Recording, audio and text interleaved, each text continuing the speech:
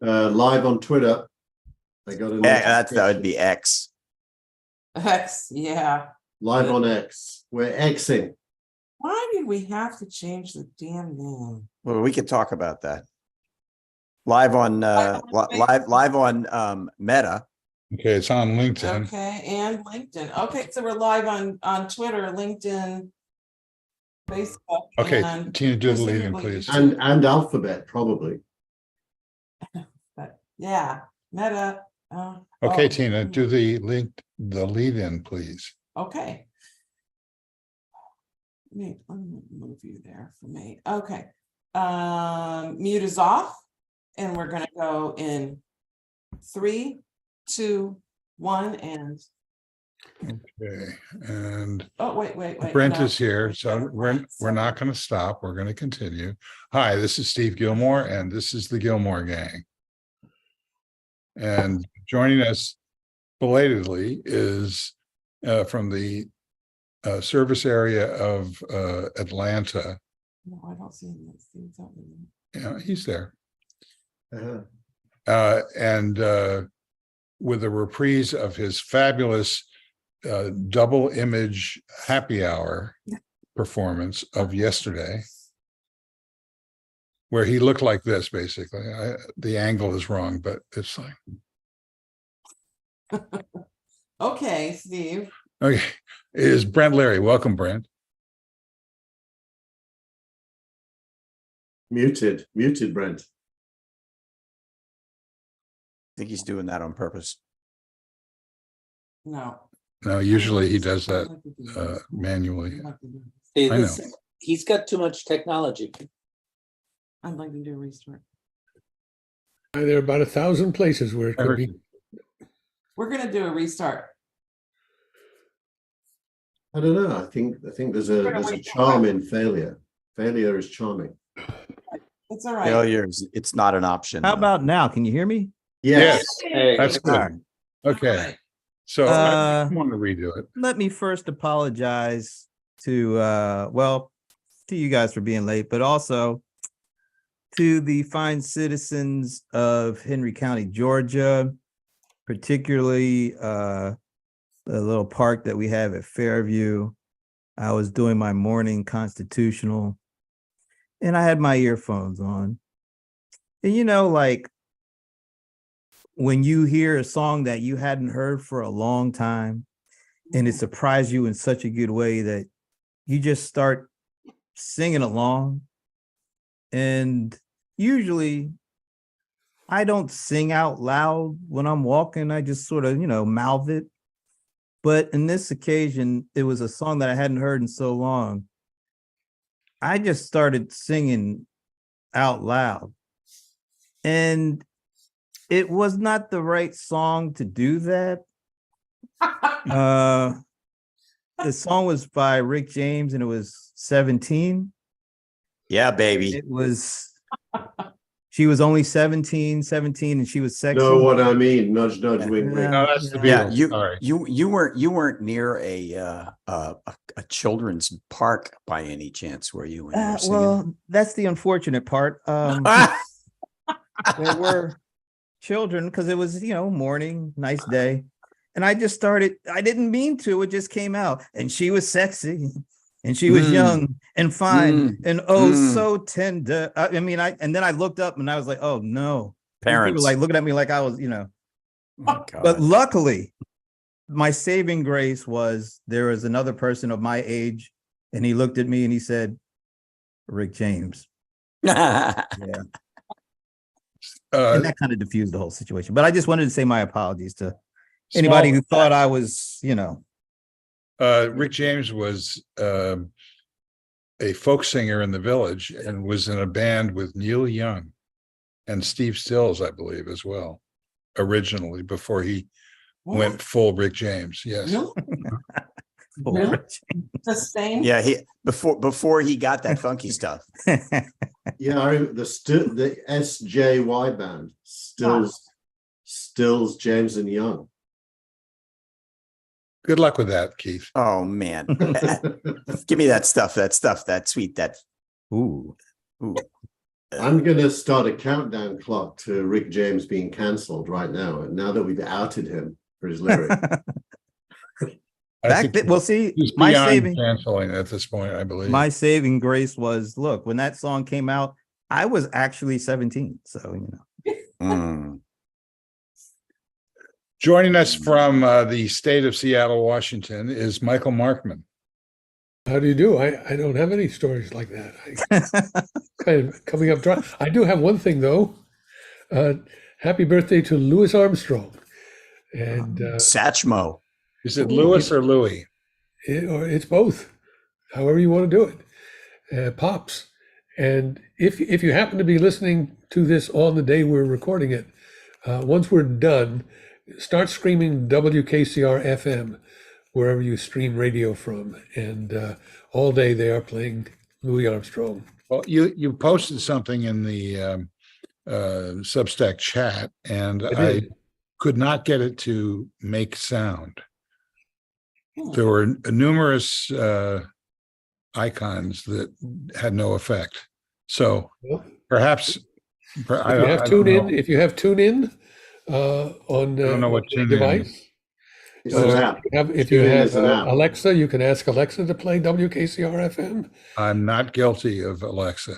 All right, you don't have to listen to it, but anybody with enough So this is persistence to very find helpful, WKCR Michael. FM, you I'm can not try asking Google. for permission. Google will help you. You know, there are it's- lots of ways to find things today. No, but there's an upside here for the audience. TuneIn radio is free. There is a paid version, but it's free. And I even listen to my hometown station in Scarborough, England on it. I listen to Talk Sport from the UK on it. It's got kind of every radio station in the world is on it, and it's free. It's good. Nice. Joining us from the Duchy of Palo Alto is Keith Tier.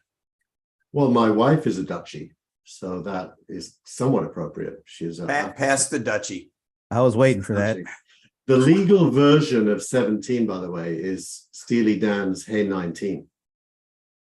Eh, You could have sang that out loud and not be. No, it wouldn't have come out of me like, Yeah, or didn't 70. Sting have a version of that song too? I don't know. If he did, Yeah. I didn't, because the Steely Dan version is so good, I wouldn't listen to any other version. Sting I can still song hear was- that guitar twang. When Sting- the words Hey 19 come out, there's this amazing guitar twang that goes with it. yep. Sting's song would have been "Don't Stand So Close." Oh, another good one. Yeah. Which is just shows you how boring he is as a guy. Well, he doesn't think so. No, he does. He definitely doesn't think so. He's a legend in his In various. his own living room. Yeah. No, he's terrific. He I really- like a lot of the Police songs, and I like some Yeah. like Englishman in New York. I love that song. Yeah, that's Good beautiful. song. Good A song. lot of his solo stuff is terrific. That stuff he did with the when he was in that sort of the trumpet player mode, when he sort of added that Middle Eastern sound to his music. I thought that was great stuff. The guy who just said that is in London, England. That's Frank Radis. Hi there, guys. How are you? It's absolutely fantastic to be here this week as I get ready to head out to the south of France on a teaching excursion on Monday. Nice. Yeah, I'll be joining the cast of characters at SCAD in Lacoste, which is near Marseille, and the school has basically rebuilt or put itself in the middle of a medieval town, and they teach kids film and television and fashion and art and design. It's crazy cool. Nice. Yeah. But do you know what I think of when I think of Sting? I think of Lindisfarne. And I think of that song, The Fog on the Tyne is All Mine, All Mine. Do you know that song? Oh, yeah. I think of Sting and I think of Richard Belzer. Why? Why? Well, Belzer told this story. I don't know if he ever made it public, but he told this great story about him and his parents staying in the same hotel as Sting. And they all ended up in an elevator together. And Belzer introduced his parents to Sting, and his father apparently said, "Sting, what kind of name is Sting? Sting is a thing. This is a thing that a bee does." Anyway, Belzer, of course, made it sound funnier and all of that. But that every time I hear of Sting, I think of Richard. Sting, what the hell kind of name is this Sting?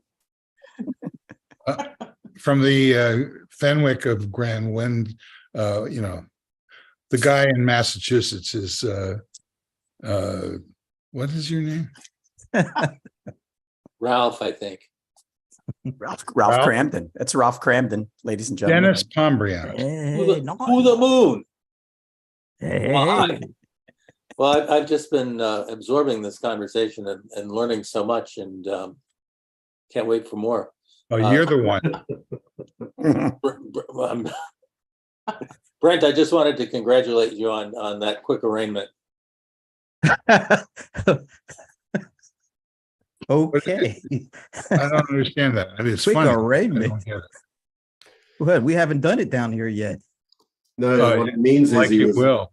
You Yeah. really think Fawny's going to come up with the goods? I don't. Yeah, I do. Oh, I do. Yeah. Yeah. I think she has more goods than Jack does, actually. She's got goods on video, for God's sakes. I mean, No, she doesn't. It's like Audio. the, Definitely audio. Like, you know, Audio. when are they going to have the trial for when Katie Tur asked Trump and he started talking about how we should all look for the Hillary tapes or whatever that was. they've been erased, for God's We haven't sakes. Come seen on. that indictment because it wasn't illegal. That's right. And anyway, they were erased. So who cares? So I don't think that that the Brent Musburger, was that his name? Yeah. The Secretary of State. Brad Rathensberger. Rathstenberger. I almost said Ben Roethlisberger. It was pretty close. And who is that? Former quarterback for the Pittsburgh Steelers. Thank you. Okay, well, I think I've got everybody except, of course, our producer, director, and the one who knows everything, Tina Chase Gillmor. Yay, Tina. Oh, Yes. Tina. Hey, how come we're not? I can't find us on LinkedIn. What the heck's going on with that? I don't know. I think maybe Steve had talked so badly about the owners. I got it on my watch. That's all I can tell you. No, what I just got on my watch, Michael Markman. For more on the early history of Rick James and Neil Young, check out this episode of 500 Songs.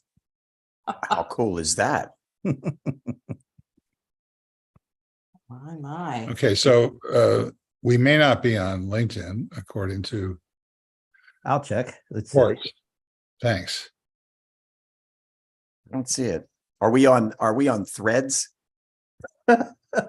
Not so far. Is- I'm Is not. anybody left? Or? Gillmor Gang Live 13 minutes ago, LinkedIn, Thank you.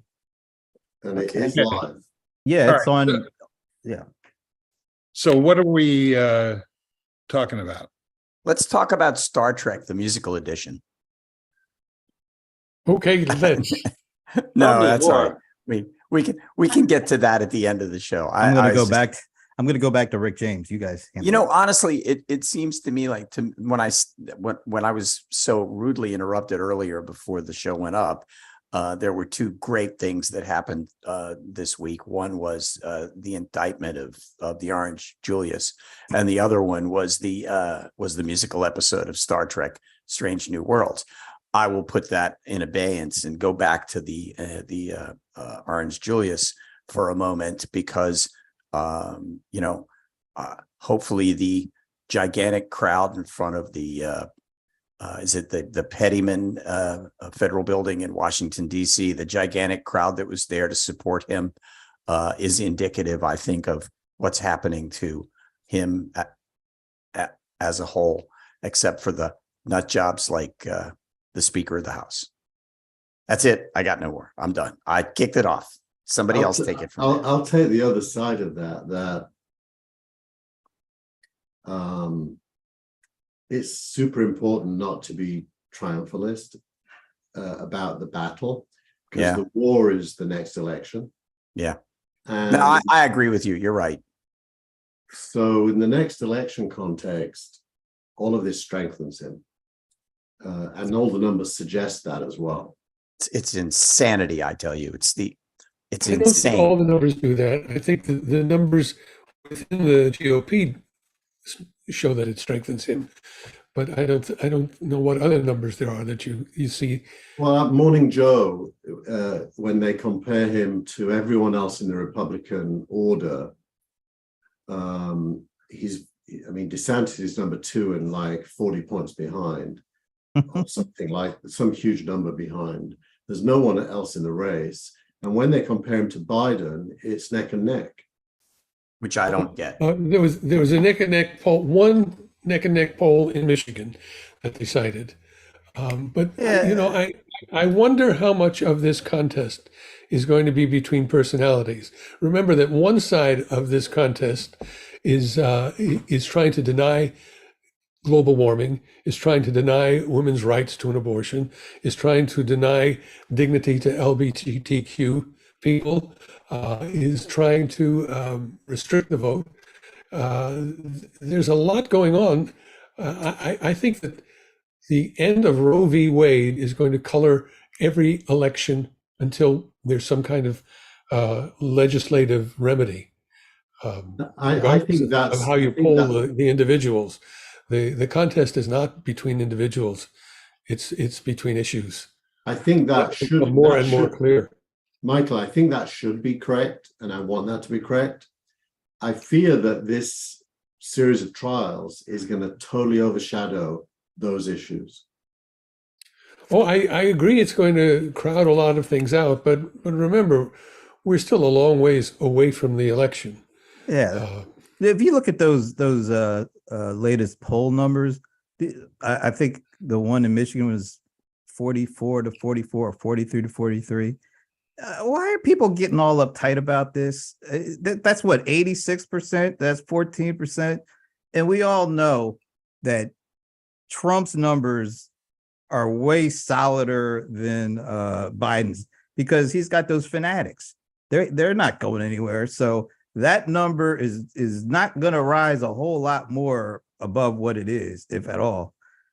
Whereas there's still a lot of undecideds out there that, when you get closer to the election, we're like, over a year away. A lot of young people aren't even worried about this stuff. But as soon as you get closer, it becomes, tight, the timeline gets tighter. Though, what's going to happen. It happened the last time. It's going to break his way unless something crazy, Biden's way, unless something crazy happens. Something crazy happens? There was one other recent poll that, I'm sorry. Go ahead. What are you sorry about? I'm sorry that we both spoke at the same time, and Oh no, I want to give was you a more chance. interested in what you had to say. That's why I stopped. Oh, all right. Well, there was another recent poll that showed 50% of Republicans would be less likely to vote for Trump if he was convicted of a major crime. Now, I don't know how reliable that is. People might just be saying that because they'd be embarrassed to say otherwise. But I think it's an interesting data point. I think those are the people who say they watch public broadcasting. So I think the Orange Julius may be the wrong framing. I think he's amongst his people. He's going to be Jesus, and Pence is going to be Judas. Yeah. And I think that solid base that's right. So then the question becomes Biden's ability to grow from 43 or whatever it is to 50. And I did note that Biden met with Obama this week for a private conversation. One wonders what that was about. And About 8 years ago. Yeah, a few days ago though. There was So Dennis, what do you think? I think I'm rather sanguine about the whole thing. I think it's over. I think there's no way in hell that Trump is going to get reelected, and the rest of this is just cable TV histrionics. I saw an interesting anti-media article surfacing today, which basically said, when is the media going to stop giving this guy oxygen? And the answer is they're not. No, they aren't. No, I mean, we've been seeing that article for the last 8 years. Yeah, and Well, we've it's been the first talking. time We've I've been seen it. talking about it for the last 8 Yeah. years. We talk about it, but we have an audience of 4. I'm talking about. Well, we and people like us may be looking through the wrong end of the telescope. But by that, I published a piece on Medium this week. Frank, I know you wrote it. Oh, you read it. Thank you for that. He wrote it. Yeah, You no, read it. I thought Right. it. Plagiarism, I tell you, it's plagiarism. No, I thought it, and then I had my AI rewrite it. That's Yeah, appreciate that. You should have told me. It would have saved me some time. But the thing I discovered through some federal elections reporting and Rachel Maddow is that there's a bunch of state Republican parties that are bankrupt. yeah. Wow. And what's interesting about that, and the reason I use the telescope analogy, is that it appears that the grassroots is giving up. The grassroots is not contributing in the way that they need to for basic things like recruiting new voters, registering new voters, all of the things that advance work for candidates, all of those things. What the Republicans have right now, and increasingly, is a bunch of candidates that aren't catching fire, and nothing like underneath them. It's sort of, the party looks like a pig and a python, if you understand that analogy. And What if I don't? What if you don't? Okay, pig. Imagine it. Python eats a pig, big lump in the python. As it digests and goes down, it gets smaller and smaller. Okay, so Until there's no in pig the anymore. political realm, who are these guys? That would be the Republican Party. Oh, I see. Thanks. So I'm looking at all this and I'm thinking, yeah, there's going to be a lot of wailing and gnashing of teeth in the cable sphere, but unless something changes drastically, the Republican Party is heading the way of the Whigs. Hey, could you put that story on the chat? The link to your story. I tried to, but it failed. You should Yeah. tell people who the Whigs are. Medium's thing. Just I tried to change it into a Safari. I tried. I'll try again. Well, unless I'll do it Dennis, right now. I think Dennis may be able to do it. It's his When you- story. Dennis, when you say the Whigs, do you mean the British Whigs, WHIGS, or was there an American version as well? There was an early 19th century American version. Yeah. It was actually I don't know what you want to call it, superseded, or it was brought down, I think, by the Know Nothings, which was an American party that was inspired by the Luddites for the same reasons. And if you look today, the problem we have is with our own Luddites of today. The idea of being inspired by Luddites is kind of weird. It's when you said that, Dennis, as soon as you said that, I thought, oh my God, these are people that don't understand that there are jet planes on the other side of that embattlement. Yeah, something like that. Early in his career, Abraham Lincoln was a Whig. When the Whig Party started to evaporate is when the Republican Party was founded. That's exactly right. That's in fact, I put that in my article. I'm having trouble getting it, but I will. Just one Wasn't thing I'll Benjamin say. was Franklin also not a Whig? I don't.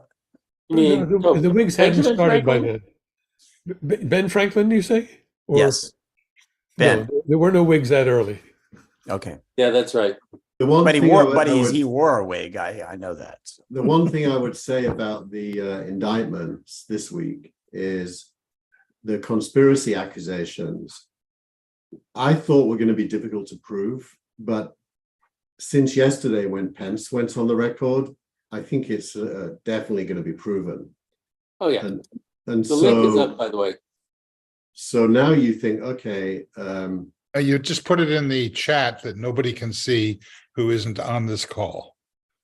So that's What are you four of supposed us. to do? you can copy and paste it into the Substack chat. Okay, Keith, would you take that task on? I can do that, yeah. And just to finish my point, therefore, I do think the indictment is going to lead to the jury finding him guilty.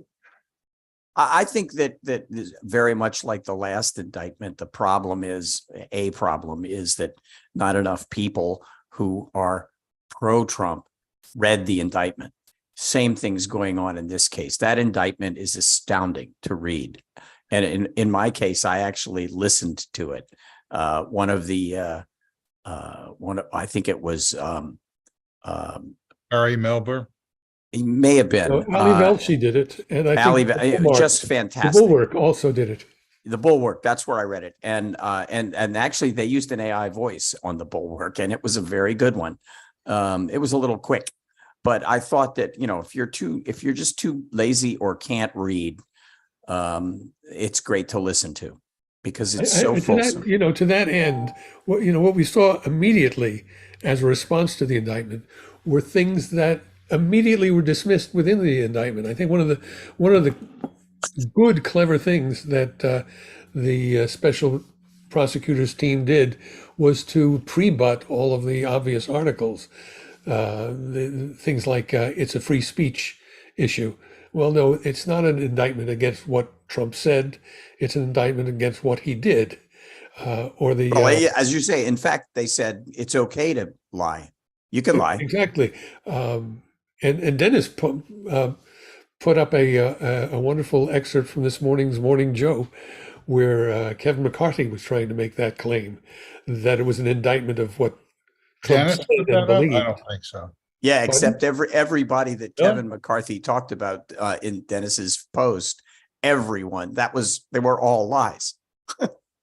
No, but I think the key is, and it's super important to distinguish, is firstly, it is not illegal to lie.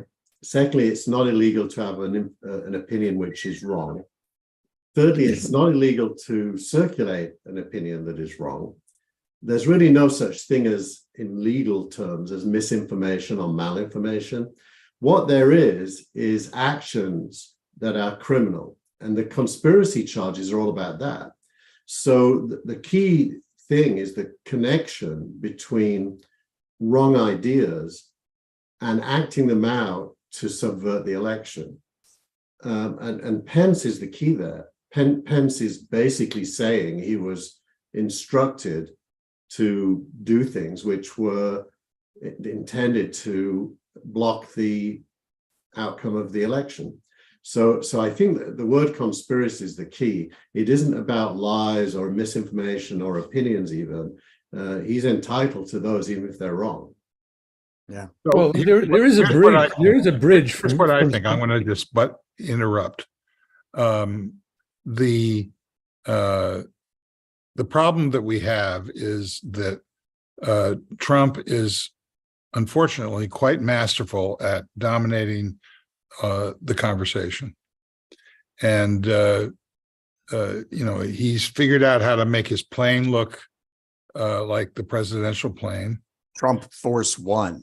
Yeah, Thank you. I mean he's got a pretty slick operation going there, and he's not paying for it either. It's going through PACs, committees, and so the second major issue, I think he's cleaning everybody's clock at this time in the argument.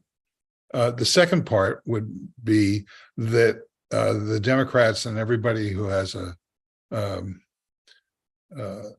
stake in the demise of the Republic is getting sucked into the idea that they're going to run out the clock. They're not going to run out the clock.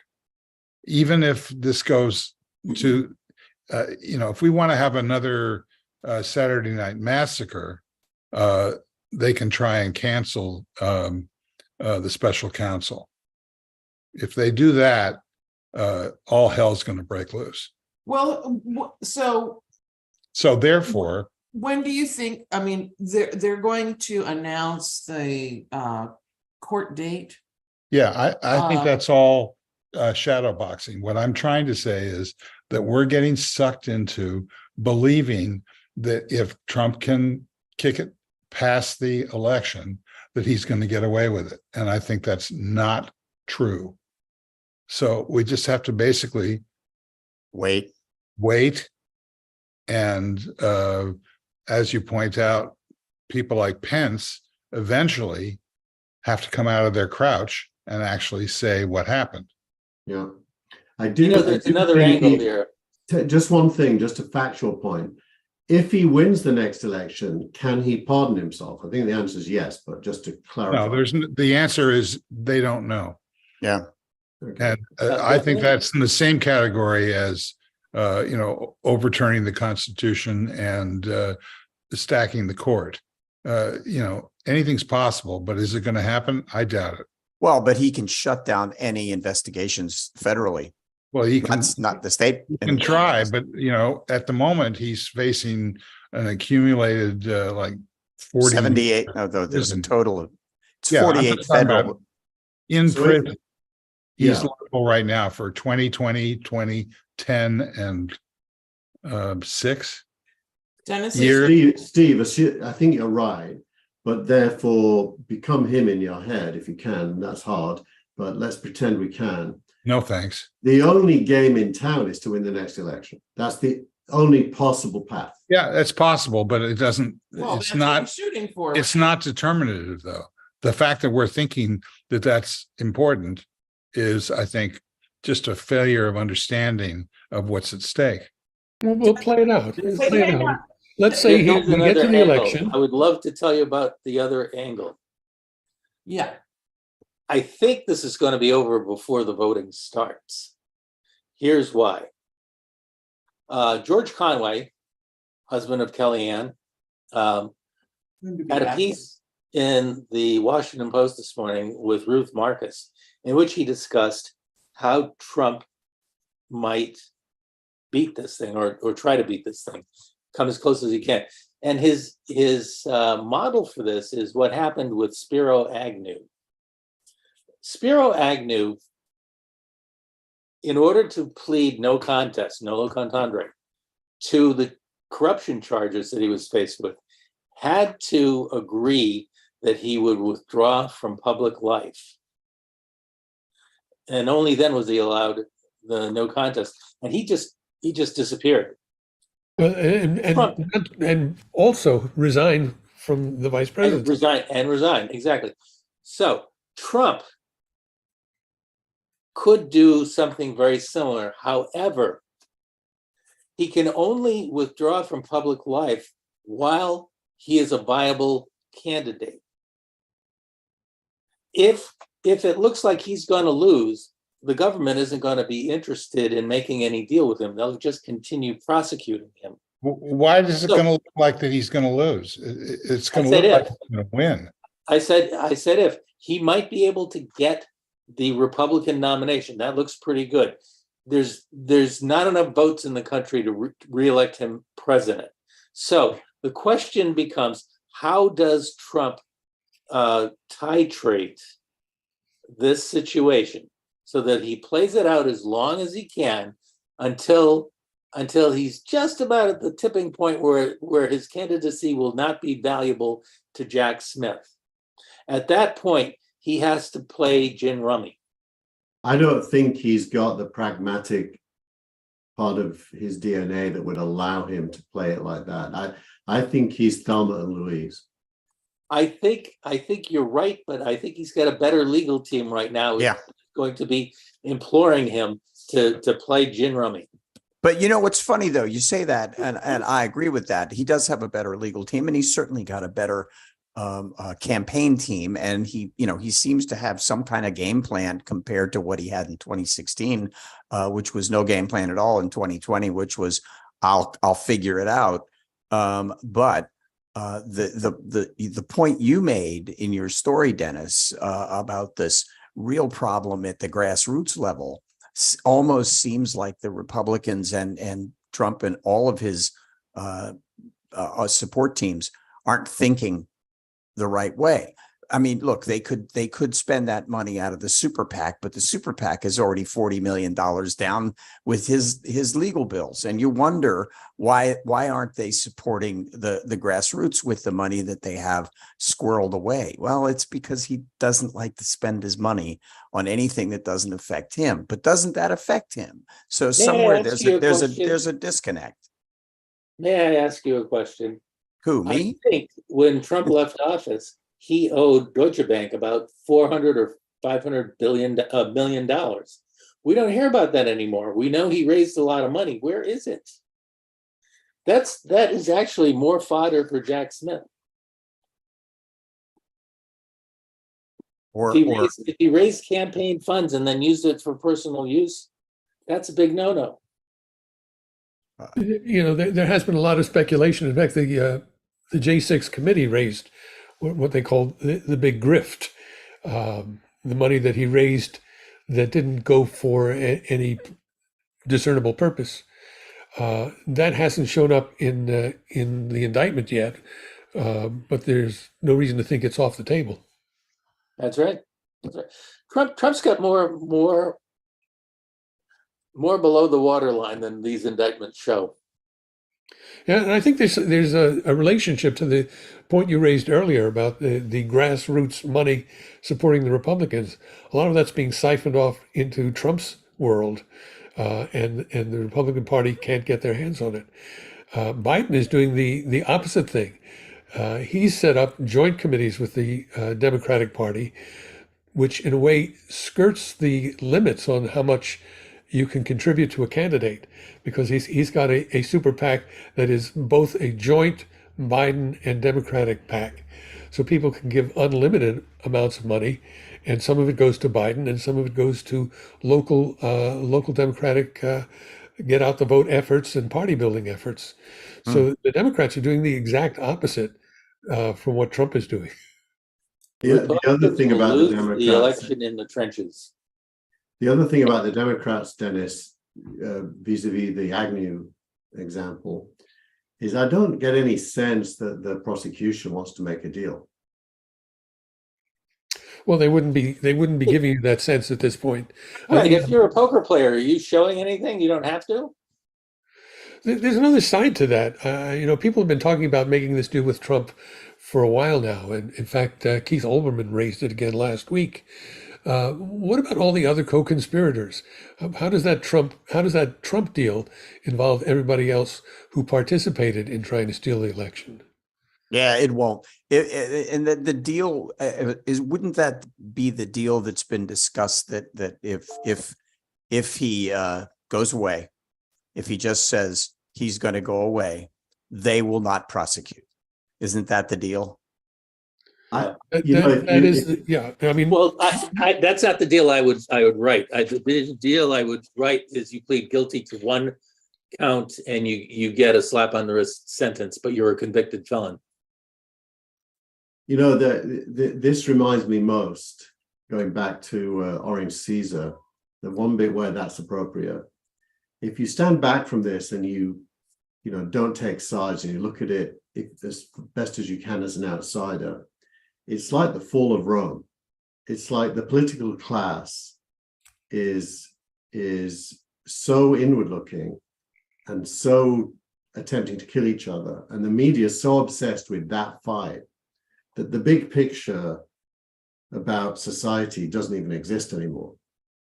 So it's really like the late stage of a declining republic.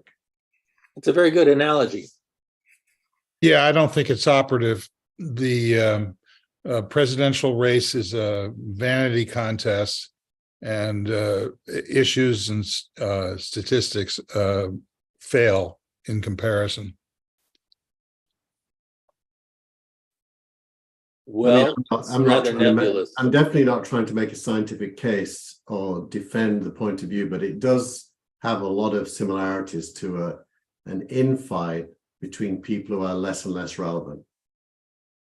I'm Spoken as a Great Britain representative. Well, we've been irrelevant for ages. We just make fun of ourselves. We're comfortable in our irrelevant skin. Right. I don't think that we're going to make fun of ourselves here. I think that this is getting really serious, and the Democrats have to figure out how to be able to shut up and let this play out. Well, on the other hand, one of the things that the Democrats seem to beginning to do is to the opposite, and which is not to shut up and to start telling people about what they have done that is good, and actually sort of ramping up Sure. that Sure. message. And I mean, look, even to the point of Biden sticking signs up in front of every one of the projects that are out there, the infrastructure projects, saying that, the Joe Biden infrastructure project, or whatever the wording is. Somebody wrote an interesting article about that today, and obviously are people going to see it and read it and understand it, or are they just going to drive by it? Who knows? But the point is that they have to ramp up that. Absolutely. But that they're not mutually exclusive. They have to ramp that up, and they also need to shut up. I don't agree. What? I think they need, from Excuse here me, on what are you out, asking them to shut it's up a about? matter of. Stop feeding the fuel of the idea that Trump can slow this down till after the election.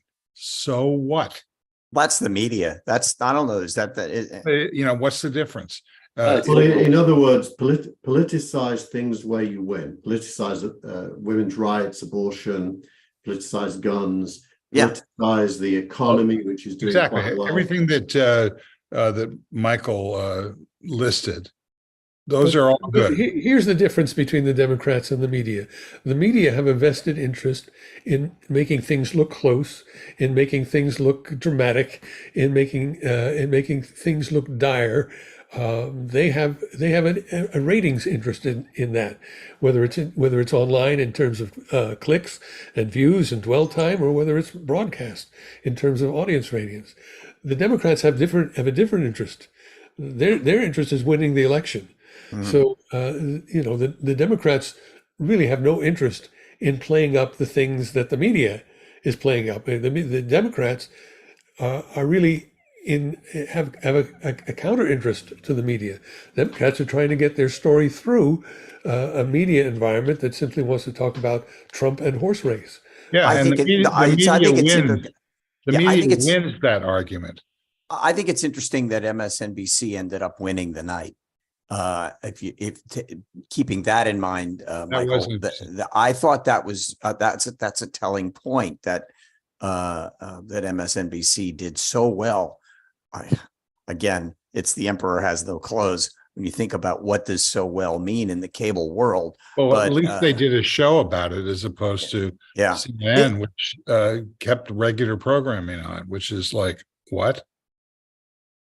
I was listening to MSNBC in the car. It was kind of a surreal experience, because apparently they had no pictures.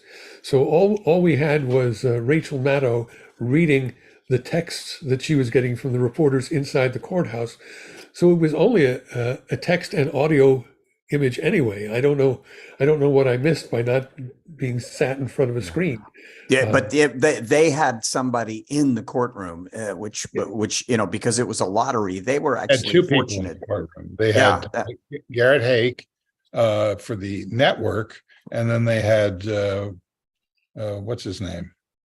Ken Delaney, I believe they had for MSNBC. I think they had someone in the courtroom and one in the media overflow room. Yeah. Well, they had two. He said something interesting. In the three indictments, he said Trump is getting more and more comfortable and relaxed with the routine of how to get indicted. Yeah, he's mopping up the floor. But he was apparently he was very angry. The first arraignment, Trump looked very discomfited and morose. And by the third arraignment, he was taking it in stride. Yeah, except for when the judge called him Mr. Trump. Apparently that ticked him off no end. The argument that he's putting forward that what is being done to him is the equivalent of what he tried to do to the last election. That is to say, this is a political attack focused on the 2024 election.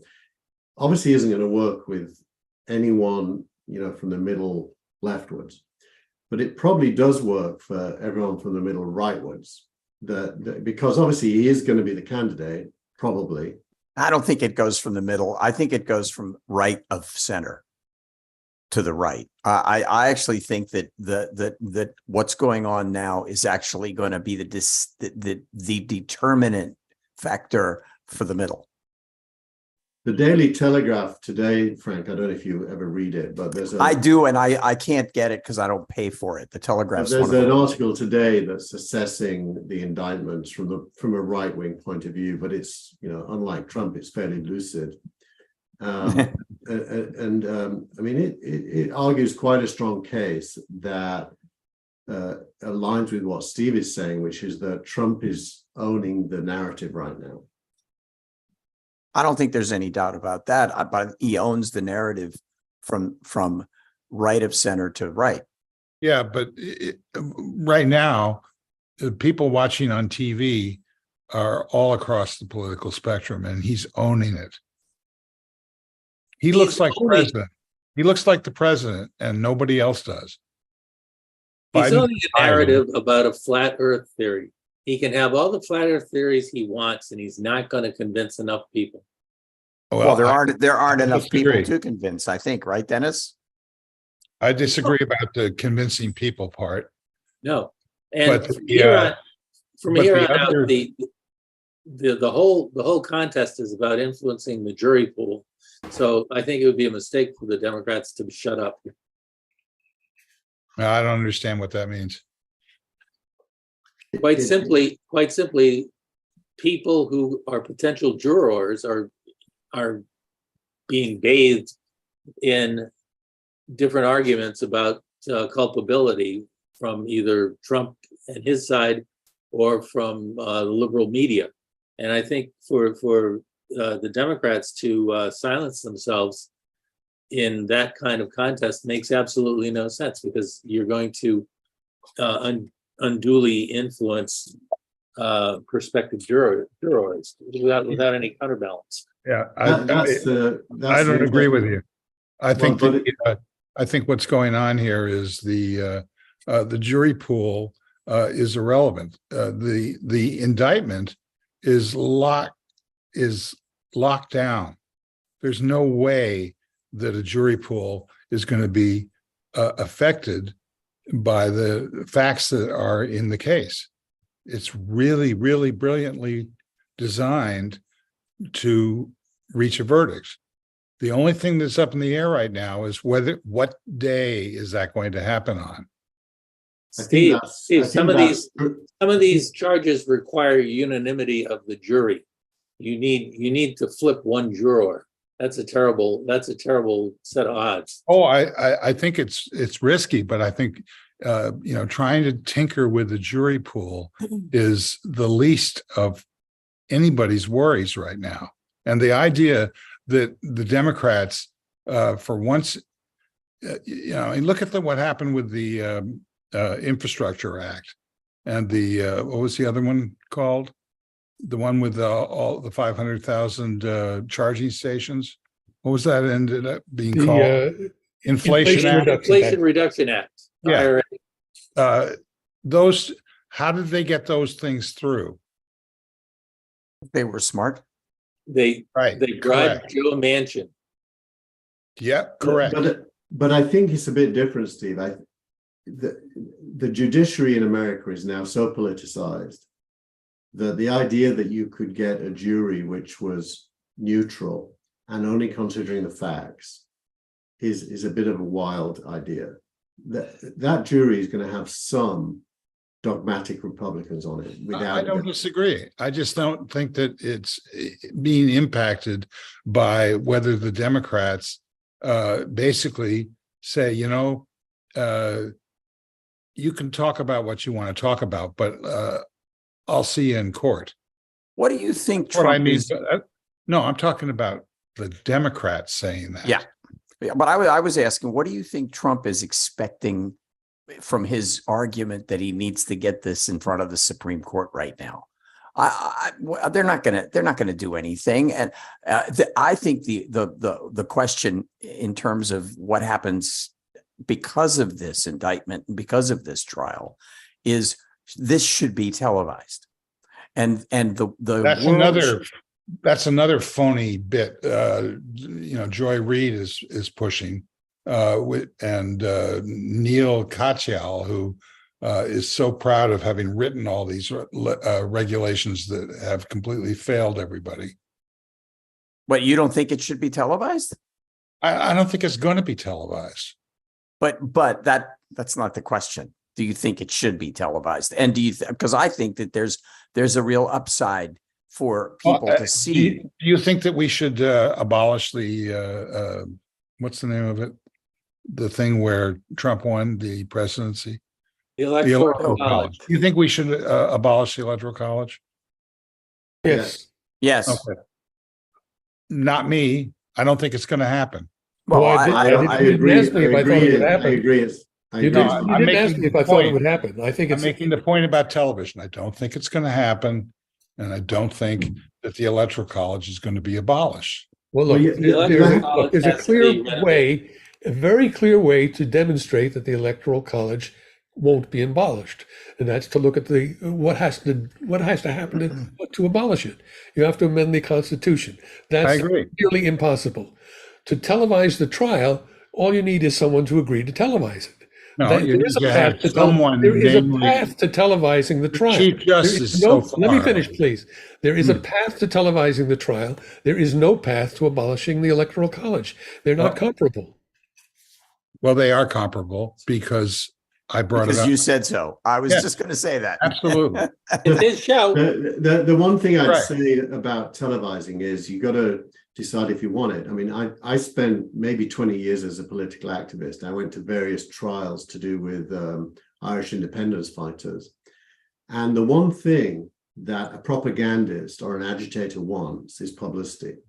So your best friend is if you are given a platform to state your case outside of the confines of the courtroom. And Trump in this domain plays the role of the activist or propagandist. He would love it to be televised. And so, because that's the only chance he has to address everybody. And he'll take it and he'll be good at it as well. I would do the same if I was, a leftist. I'm sorry. How does he address anything in a trial? He can only speak if he goes and testifies. No, and he if can speak testifies, through he's his- cross-examined. He'll never testify if the trial is telecast. You won't see Trump. All you'll see Why do you say that? is How do you sitting know that? in behind the desk. Why do you think that? No attorney will put Trump on the stand. You can't. Trump will override them. 1907. Trump will override them. That'd be the best. That'd be the best thing that could possibly happen. I mean, talk about what isn't going to happen. That ain't going to How happen. does Trump get to speak in the trial? Explain how that works. How does he get his voice? He gets and his the- On face TV, he walks He gets the outside. defense to He call walks him as a outside witness. he stands in front of his car like he Yeah, did last night, they'll and gag he order. testifies. They'll He does gag order exactly what he wants. You really? in the That trial. was the most interesting thing about the preliminary restrictions. He was basically told that if he tampered with the jury pool, that he would be arrested on site. That's what they said. He didn't say arrested on. No, they didn't Yeah, say they- jury They did. pool. They did. His Yeah. liberty They would said be influence a juror or a witness. We don't have any jurors yet. But you have to understand that in his campaign, which is what this is, it's not a legal case, it's a campaign. And the legal case is a part of the campaign. He is a rule breaker. That's his whole advantage. He doesn't play by the rules. And he will use Yeah, but that's you're making a case that goes beyond what's going to happen. So you can make that case, but what's going to happen is that he's going to do everything he can within the strictures of the judge's comments to the court, and he Abby hasn't. Hoffman. Yeah, that's true, but Exactly. in his Bobby head, Seale. I would say in his head, Dennis, there's only one question. Can I win the trial? And I think he's going to tell himself no. So therefore, that forces him to only have a different question in his head. Can I win the election? And the trial is a tool in the campaign to win the election. It is not he doesn't care about winning the trial. So the question then, if that what you said is true, is he going to win the election? He has a shot. I don't know. I hope not. I think the answer is no, but it's not like it's not 100%. Do you think he's going to win the election? Let's Me. do a poll. I'm asking Brent. Oh, sorry. You guys are a great podcast. I was listening and doing all sorts of other stuff. I think that's the way podcasts work, right? Most people kind of listen and do other stuff. Background. It works. You know, it was a good background. Absolutely. You know, I spent a year of my life as a morning radio disc jockey, and my boss, who was very clever, came in one day and said to me, "Michael, you have to get this into your head. Nobody's listening to you. What they're doing is trying to find two socks that match. What they're doing is trying to pack up a lunch for the kids to get to school. What they're trying to do is fold their laundry. They are not listening to you. You're just on." That's funny. That's But- exactly but I was- exactly what the executive producer of the Today Show's, all of Yeah, them. but it's still listening. Okay, And so quite the honestly, answer to my question. I think I said it like early on. I don't think this dude's it's gonna be like the same time in 2020. All this huffing and puffing. Oh, he's so close. Oh, you know, the Democrats are, you know, gnashing the teeth. And what Clutching happens the pearls. when it gets to the crunch time, they start pulling out the big guns, the Obamas and the people that excite the younger people, because they're not paying attention to this nonsense. And if they are, they're the idealists who are like, I don't want to vote for any guy that's over 75 or 80. Give me any alternative. So that's why you see these numbers. You know, Cornel West.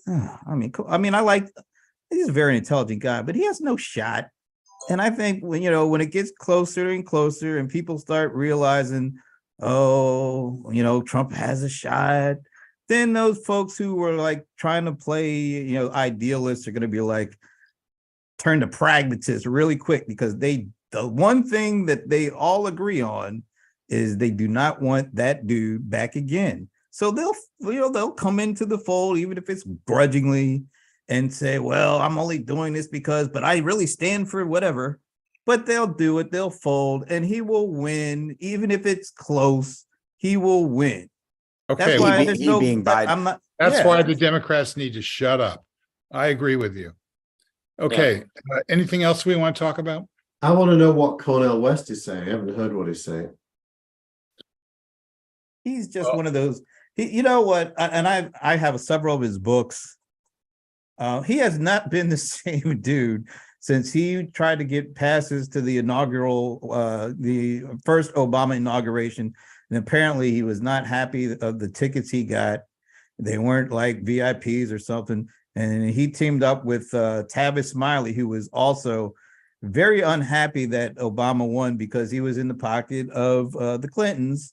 You know, they were funding a lot of his initiatives. So, you know, you can understand why he wanted the Clintons to win. But ever since then, Cornel West has kind of been gone this way and not that way. So anything that kind of throws a monkey wrench into the establishment, he's willing to go with.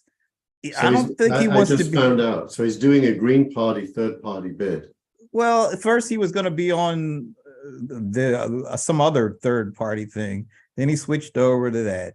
It's just, you know, Okay, all this stuff Dennis- is theater. All this Den- stuff is theater. Dennis, you wanted to say something? That was a long time ago. I can't remember now. Okay, excellent.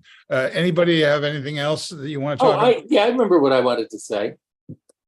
In the something else category, I saw Oppenheimer this week. It was great. Excellent. I haven't seen it. You recommend seeing it in IMAX because it was filmed in 70 millimeters. Yeah, I Yes. saw it. I saw it in IMAX. It was unbelievable. Yeah, very nice. Let me ask you guys a serious The question. closest IMAX film theater to me is 250 miles away. So I had look, to settle for digital IMAX, which is well, but let me tell you step below something. the film. It's okay. From what I've heard from people who didn't see it in IMAX, they say that it does not diminish the story or the storytelling or the quality of the film or the Yeah. editing. We really all have of to that. have testimony from people who have seen all the formats. But why is it so I'm sure important? whatever Because- format you see, I it's saw going to How be the very West Was impressive. Won on There's no Cinerama. question about that. How much more you get out of 70 millimeter IMAX versus digital IMAX versus a 35 millimeter versus a plain standard digital projector, unless you've seen them all, you can't testify. Yeah. Well, I this one person I spoke with who saw both on IMAX and in standard 2D and on a big screen said that he could have seen it in standard 2D and still liked it as much. So I mean, I don't know. Well, That's what that was my whole. What are they making this like the July 4th adventure movie? I mean, this is real. This isn't Independence Day with Will Smith. This is something that actually happened in the 40s. It's What? not. This Yeah. isn't one of these July 4th summer. Independence Day with Will Smith. Oh, that was a Like- great movie. Come on, Yeah. man. Seriously. But that was great. it was meant to be a big action movie. This is Well, they blew up Oppenheimer the for White crying out loud. This isn't. Yeah, this look, isn't Terminator 2. seeing that giant close up of Albert Einstein would not have made a difference to me Uh-oh, spoiler alert. in IMAX or in Why 2D. would anybody want to see Albert Einstein in IMAX? I don't get that. What the? I don't get it.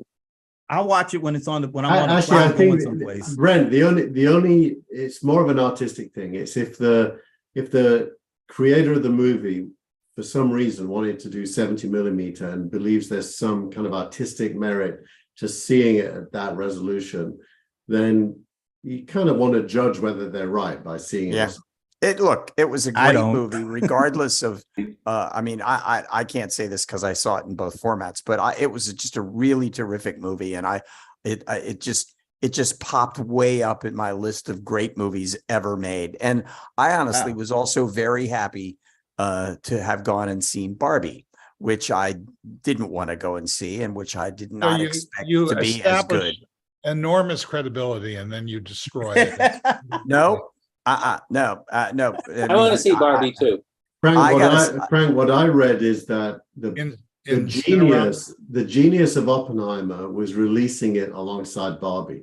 Oh my God, It would have Barbenheimer. been way smaller. Why? Because 9 out of 10 people don't want to watch Barbie, but they do want to go to the movies. So Oppenheimer got a huge audience that it wouldn't have otherwise got. Well, look, you're talking about two movies that basically brought going to the movie theater back into the conversation, which by the way, then leads to the sort of the really bad optics that David Zaslav has thrown out there that's strike related, saying that that the strike has allowed Warner Brothers to make, basically because it wasn't spent, $100 million, which I think is pretty crappy thing for them to say during the middle of a strike while their movie is making $400 and $500 million. The strike is another big issue. There's so much going on. So without spoilers, You have to does tell- Oppenheimer have within it a moral judgment about nuclear weapons, or is it just factual? Yes. Yes. Yes. Look, there's no way to talk about nuclear weapons without the shadow of the moral questions being there. Yeah. But it is not. It does not slam you on the head with a moral question. There's just no way to avoid it. You can't tell the story without that going off in the viewer's head.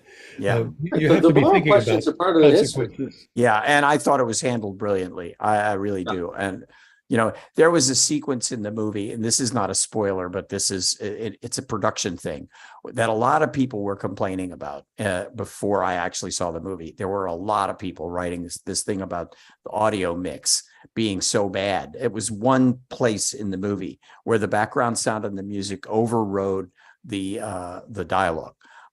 It did not override the dialogue. I guarantee you, it was absolutely determined that that's how he wanted to play that in that scene. When you see the movie, you'll know what I'm talking about. It really works, and it's not how I would have. Agree with that. I agree with that. Nolan is notorious for burying dialogue in his music and effects, but this time he brought it out. This time, I don't think that's a valid complaint. The dialogue is very easy to follow all the way through. Yeah. Can I ask a serious question? Just 1 second. I want Tina to say what she's been trying to say for an hour. Is it back to Trump? I don't know. She hasn't been able to say it. Well, there was a little bit there, but I did want to hear a little bit about the status of the strike, Frank, and we were going to get to that last time we had a show. Where do you think it is, and what is it affecting right now? What is it going to be affecting 2 years from now? Is there there's a long tail.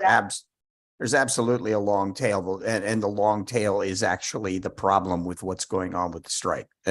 It's what's going on with the strike is not very much affecting what you're seeing right now. It's going to happen later, and I don't see that the writers who were supposed to have met today with some of the companies, Discovery, I think, was one of them that had agreed to meet with the writers. I haven't heard yet whether or not they had the meeting and whether there was any resolution. But I'm telling you, there isn't going to be any resolution, not for a while. It sounds to me like the production companies want to bleed the unions dry. The problem is going to come, I think, from all of those other industries that are being affected by this strike. So whether it's the stylists or the designers, or it's the caterers, or it's the film rental companies and the gear and the people who shoot and the people who do sound and all of the editors, all of those people, those crafts which are not involved in the strike, even the directors who are not involved in the strike because they made their contract prior to this strike, even the directors, all of those people eventually are going to say stop. And that's gonna really hurt, because one of the other things that I find interesting is that some of the movie companies have made deals with some of the writers and some of the people who are on strike, short-term deals, which kind of hurts the idea of them doing a strike. I think this is really going to be bad. And in a couple of years, a year from now, you're going to see the problems that are resulting in this. There was a story that came out today that talked about, how are the streamers going to survive unless they have a backlog of really big formally produced programs like Suits, for example, on Netflix, which is a good thing for them, or like the foreign films that some of the other streamers have gone out and bought. What's going to happen to the streamers? This is really going to be an issue for everyone's viewing. I already find myself scrounging around to find good stuff. Although I will say the second season of the Lincoln Lawyer is outstanding. Can I ask you a question, Frank? Yeah. And actually for everybody, but as an outsider looking in, a guy who only knows a little bit about business, it strikes me that the Hollywood business model is broken. Absolutely.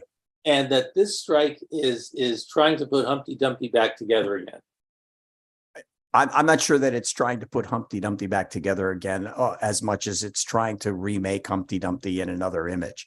Frank, what I would say is if we don't use the word unions, because that puts a moral kind of layer over the top of the whole thing, and if you just try to figure out, well, what's really going on here,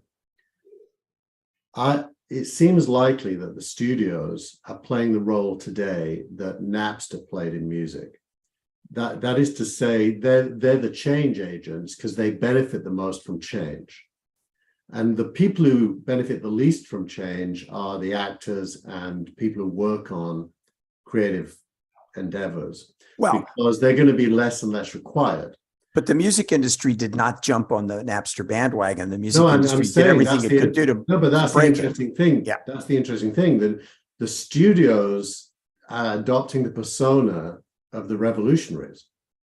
And no one will jump on it because no one likes a revolutionary, especially the status quo hates a revolutionary. So the unions are representing the status quo and the studios are representing the future. Obviously, that In fact, the revolution has already happened. I think Dennis is right. There's a structural change, both in the way television happens and the way movies happen. So, you know, a TV series, which once had 36 episodes and then had 29 episodes and then had 22 episodes, you know, now has 10 episodes. Yeah. So there isn't that much work for an actor or a writer. There aren't as many writers sitting in the writer's room. That's Or the mini writers room, those mini, and then there's AI. Add AI to that formula. But even before you get to AI, the structural changes are there. The economics of how the streaming business works and how the movie theater business doesn't work have already happened, and it's very hard to undo that. Then when you go into what Frank just said, you add AI and further changes into the situation. Structurally, we just don't have what we had. And you know, I think that the actors and writers are trying to hold on to something that's already vanished. What makes this morally complex in terms of their own PR is that the CEOs of these companies are making salaries of tens of millions of dollars, so that it's very easy to paint them as the bad guys. Yeah, but that's pretty bad optics. That's terrible optics. You know, it's horrible. And they're also doing stupidly harsh contracts that don't pay the participants for residuals and things like that.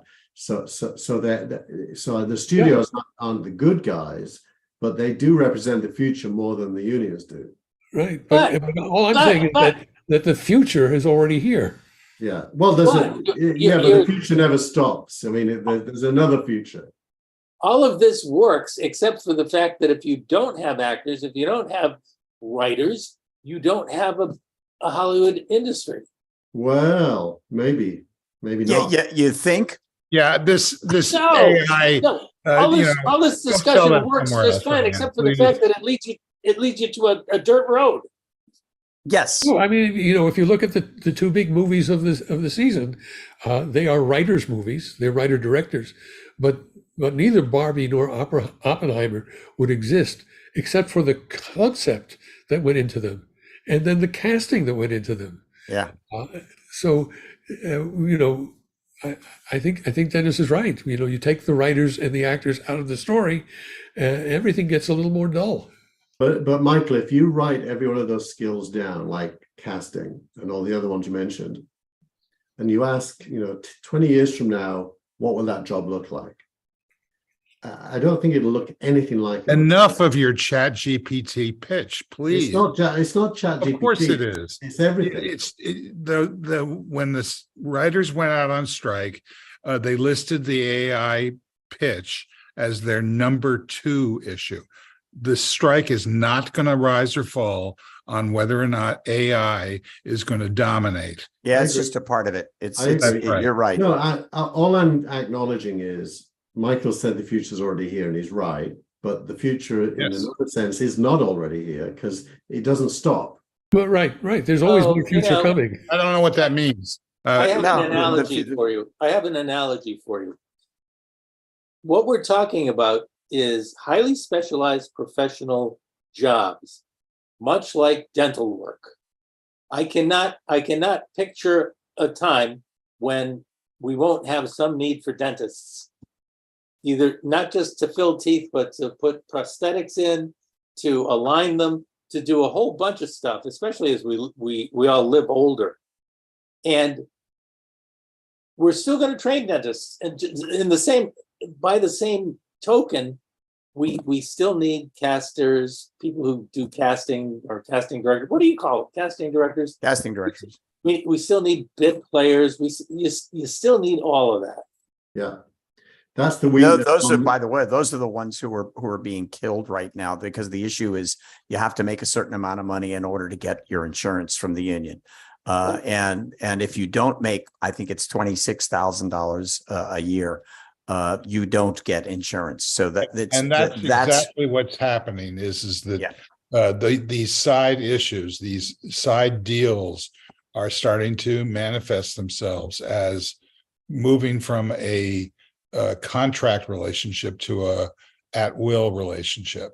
And it's going to be rough to get past this, but that is what's going to happen. Yeah. And that's what part of what's going to make this last a lot longer than people thought it was going to last, and why it's going to hurt a year or 2 years down the road. There was an article in the Atlantic yesterday. Wouldn't it be wonderful if health insurance was off the table and it was provided by the government? You mean, That's like right. the NHS? That's what the deal is now. They're making deals for numbers of hours so that the health insurance kicks in. That's where the deal is going to be. Yeah, but that's symptomatic of America's screwed upness around health insurance. Absolutely. It's on the individual, and the individual is vulnerable. So Listen, there was an article in the Atlantic yesterday about one of the primary actresses on Orange is the New Black getting a royalty check for $27 and telling stories about the fact that some of her castmates, even though they were in almost every episode, had to keep their day jobs because they couldn't make enough money working on this big hit for Netflix. That is the future of the industry for people who are not named Ben Affleck, or pick somebody, and that is not sustainable. well, look, I think on the optimistic side, people are going to continue to write awesome books that other people want to turn into movies or TV shows. That isn't going away, and human output is going to be better than any kind of robotic output for a long time. Actually, that's harder to see that going away than I can imagine a dentist going away, actually, Dennis, because I think robotics and precision can happen. But I can't imagine great writing going away. And I can't imagine great producing going away. So then the question just becomes, what is the economics and how big is that industry, which is an open question. I would argue with that. Great producing is likely to go away before great directing goes away. Probably. Well, producing is money, right? Yeah. So it's still going to need money. Well, Which I think it's a question of hiring decisions. You know, I mean, the producer is casting the entire operation. Who do you hire? Yeah. So that part of the job of the producer is to raise the cash, but the other part of the producer is to spend the cash and to figure out what to spend it on. Unless it's a strong director who's telling the producer what he wants. Here, go get this for me. That's why Christopher Nolan is really, a producer director, and that's why he's in charge. A writer, producer, director. Writer, producer, director. You find there's so many more of them that are the most successful. Depends on what strike is underway. All right. So once around the table, real quick. This is your last shot, Keith. Okay. So I was going to say that if you look at the pie chart of a production, it's inevitable that an increasing chunk of that pie chart is going to be, broadly speaking, digitized. And the analog part, which is real people, is going to shrink. Okay. I totally disagree. Frank. I'm going to go back to what I said earlier on, which I don't think I said enough. But if you haven't seen the musical episode of Star Trek, you need to see it. It's brilliant. And the second season of the Lincoln Lawyer, two really good things to watch on. Have you seen the whole second season? I watched all of it. Yes. So you're in England. Yeah, you're able to see all. Yes, I saw every. It just came out. It came out yesterday on Netflix. The second part of season 2. Yeah, no, August I 3rd is yesterday. Ah, good I point. saw it all. I sat and watched it, and I mean, Okay, from the time I got get up it. until the But time I Keith went to is sleep. right. It was embargoed here until yesterday. Yeah. By the way, the casting sucks apart from the main actors on that show. I agree. I don't know. I think Cisco's really good. With Cisco. I gotta say that the one thing that I really expected to happen in the second season, and this is not a spoiler, it didn't happen, was that Harry Bosch should have come into that show, and he should have been a part of it, but because he is sort of semi-related to the lawyer, but that's another story. Okay, Dennis. All in all, pretty good week in the middle of summer. I look around me and all I see is man-made problems, which is great because it means there are man-made solutions if we get off our high horses. Tina, Tina, into the microphone. yeah. Hang on, because I have a hard time finding it because I don't have a microphone.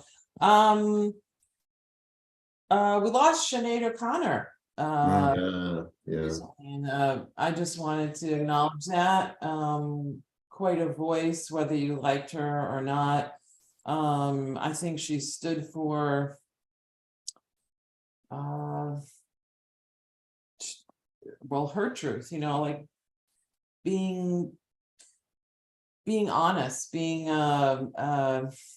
not being afraid. And I don't think we see that enough these days. And sad passing. Michael. Well, I want to endorse Frank's recommendation of the musical Star Trek. I want to add RIP for Paul Rubens, we lost. Absolutely.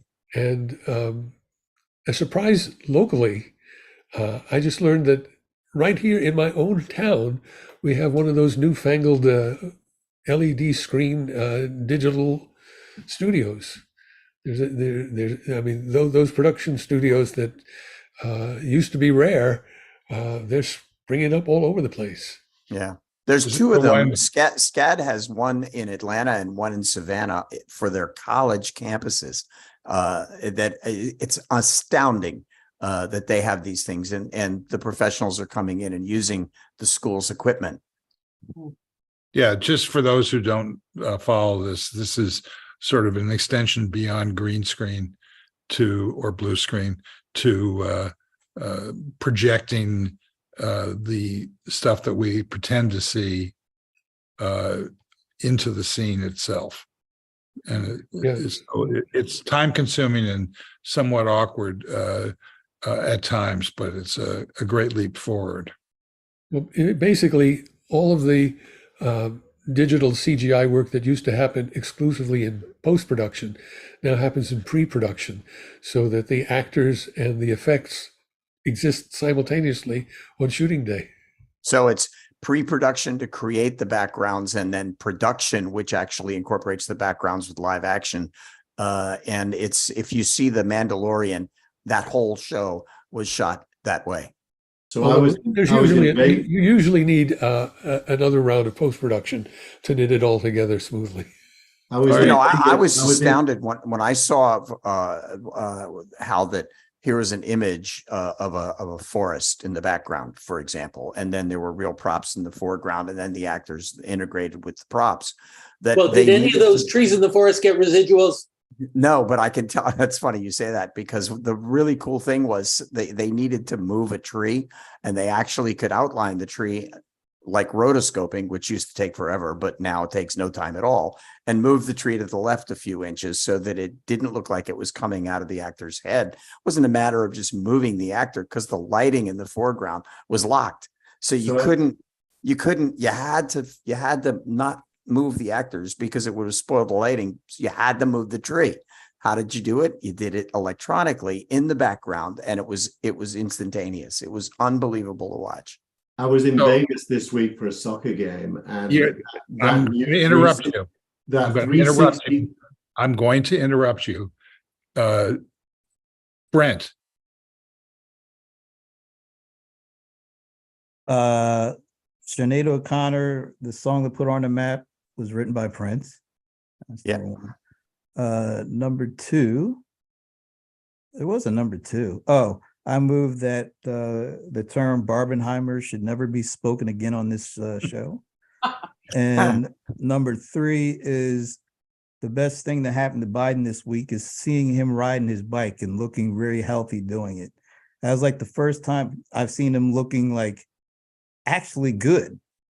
Like he looked natural on a bike. Because when you see him walking, it's very stiff and he looks very shaky. But on the bike, he looked good. And I'm telling you, it might seem stupid, but the more he's seen like that, looking like he's able to do things and not looking, I guess, as old as he is, the better his ratings or his poll numbers are going to go up, because that's the big thing everybody keeps kind of talking about is how old and shaky he looks. But you look at him riding that bike in Delaware, he actually looked very good. I'd like to see Trump do that.